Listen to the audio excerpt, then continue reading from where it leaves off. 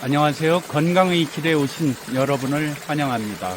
오늘은 어제에 이어 로버트 너프킨이 지은 의대에서 가르친 거짓말 중에 심혈관계에 대한 거짓말 알아보도록 하겠습니다. 저자 너프킨은 이 장에서 현대의학이 심혈관 질환을 주로 콜레스테롤 수치와 동맥의 기계적 막힘 문제로 단순화해온 방식을 비판하고 있는데요.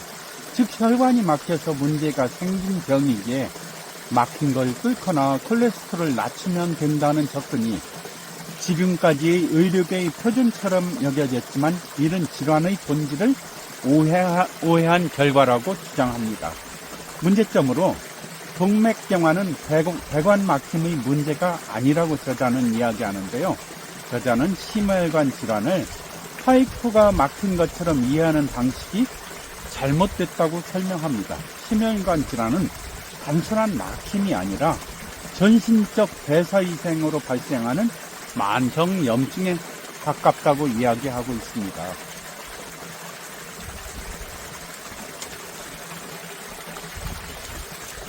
그가 지적하는 핵심 요소는 다음과 같은데요. 동맥경화는 염증 기반 질환이고 막힘은 결과일 뿐 원인이 아니라는 겁니다.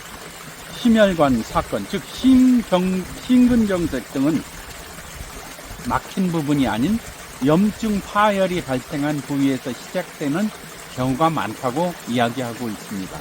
즉 혈관이 좁아져서 문제가 생기는 것은 염증으로 인해 혈관벽이 불안정해서 문제가 생긴다고 사고의 중심을 이동해야 한다고 강조합니다.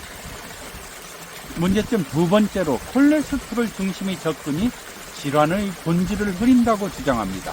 너프킨은 LDL, 즉 나쁜 콜레스테롤에 집중한 나머지 심혈관 질환의 더 중요한 원인들이 가려졌다고 이야기하고 있습니다. 실제 문제는 산화된 LDL이라든지 만성염증, 혈당, 인슐린 등 대사장애 등이 복합적으로 얽힌 대사 질환적 특성이 있는데 콜레스테롤 수치 하나에만 매달리는 치료는 환자의 장기적 건강을 변화시키지 못한다고 설명하고 있네요. 특히 그는 콜레스테롤은 질병이라는 공식을 제약산업의 영향과 연결해 비판하고 있습니다. 문제점 세 번째로 스텐트와 우회수 시설이 심혈관 사망을 줄이지 못한다고 주장하고 있습니다.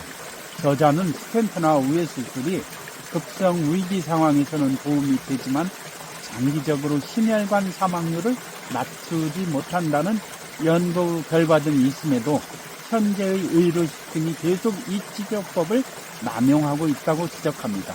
이유는 다음과 같습니다. 병의 기본 메커니즘, 염증 대사장애를 해결하지 못한다는 거죠. 두 번째, 막힌 부위만 고치고 전신 염증 상태는 그대로 남아있게 됩니다. 생활습관 변화 없이 시술만 반복하면 다시 문제가 발생한다는 논리죠. 즉 병의 뿌리는 건드리지 않은 채 눈에 보이는 막힌 부분만 손보는 방식이라는 고 그는 주장하고 있습니다.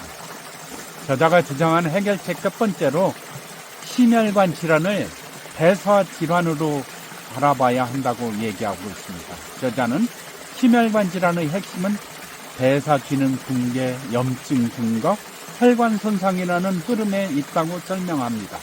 따라서 치료 역시 대사 중심 전략이 필요합니다.